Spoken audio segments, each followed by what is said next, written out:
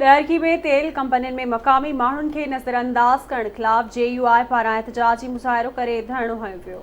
उन हवाले से वीडियो लिंक ते मौजूद है रमेश कुमार। जी रमेश जी, माड़ी पेट्रोलियम कंपनी ॾहरकी लिमिटेड तरफां ज़िले घोटकी समेत ॾहरकी ऐं आसपास जे मक़ामी माण्हुनि खे रोज़गार में नज़रअंदाज करण ऐं उन्हनि जा जेके CSR फंड आहे उन मां मक़ामी माण्हुनि जा हक़ नज़रअंदाज करण ख़िलाफ़ JUI तरफां अॼु ॾहरकी में एहतजाजी मुज़ाहिरो करे धरणो हंयो वियो आहे। माड़ी पेट्रोलियम कंपनी जा 3 मुख्य गेट आहिनि जेके बंदि कया विया आहिनि।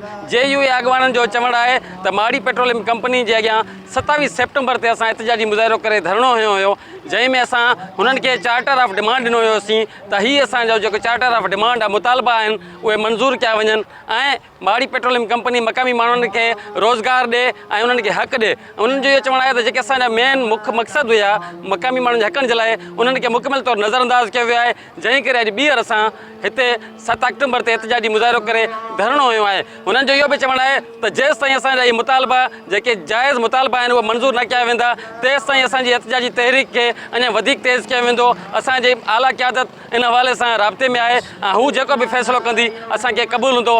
ही तेसि ताईं असांजो धरणो जारी आहे। जी।